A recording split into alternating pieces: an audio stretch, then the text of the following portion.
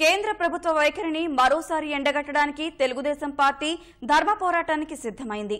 ఇప్పటికే 10 జిల్లాల్లో ధర్మ పోరాట సభలతో కేంద్రం తీరుపై నిరసన వ్యక్తం చేసిన తెదేపా నేడు అనంతపురం వేదికగా సభను నిర్వహిస్తోంది. ఈ సభకు ఏపీ ముఖ్యమంత్రి చంద్రబాబు హాజరై కేంద్ర ప్రభుత్వ మోసపూరిత వైఖరిని ప్రజలకు వివరించనున్నారు. ప్రధాని నరేంద్ర మోదీ కక్ష సాధింపు చర్యలను ప్రజలకు తెలియజెప్పడానికి అనంతపురంలో తెలుగుదేశం పార్టీ ధర్మ పోరాట సభ నిర్వహిస్తోంది.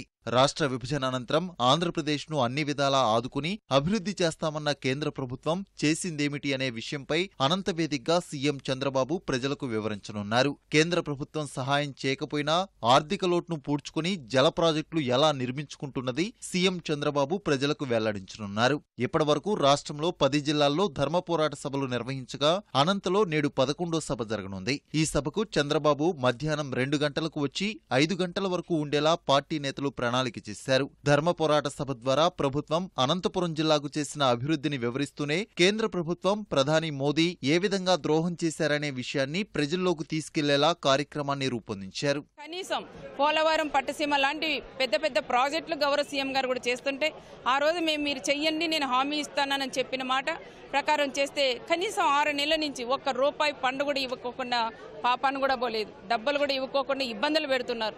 ఎడదిరిగి చంద్రబాబు నాయుడు గారిని ఇబ్బందులు పెట్టాలా, ఆయన ఓడించాలనేది తప్ప వేరే ఆలోచన నరేంద్ర మోడీ గారికి లేదు. అందుకని ఈ సభకి 11వ ధర్మ పోరాట సభకి భారీ ఎత్తున అనంతపురం జిల్లాలో లక్షలాది మందితో ఇక్కడ సభ కూడా మేము ఏర్పాటు చేశాం.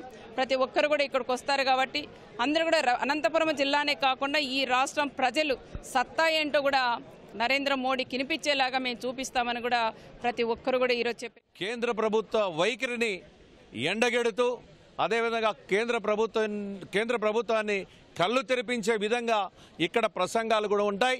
ఈ వాణి విన్న తర్వాత అయినా కూడా కేంద్ర ప్రభుత్వంలో చలనం వస్తుందని భావిస్తా ఉన్నాం.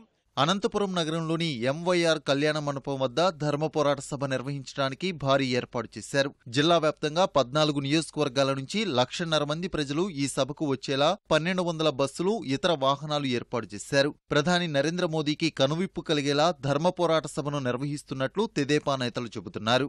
ఒక ప్రధానమంత్రి ప్రజాస్వామ్యబద్ధంగా ఎన్నికైనటువంటి వ్యక్తిగా కాకుండా ఒక నిరంకుశ ధోరణితో అన్ని రాష్ట్రాల్లో ఉన్నటువంటి ఆ ప్రభుత్వాలని నిర్వీర్యం చేసే రీతిలో, అదేవిధంగా ఆంధ్రప్రదేశ్లో విభజన చట్టంలోని అంశాలని, ఆ ప్రధానమైనటువంటి అంశాలను కూడా పక్కన పెట్టి కేవలం తన స్వార్థం కోసం ఈ రాష్ట్రంలో ఈ తెలుగు వాళ్ళకి ఎన్నికల ముందు ఇచ్చిన వాగ్దానాలను కూడా విస్మరించి చేసినటువంటి ప్రయత్నం.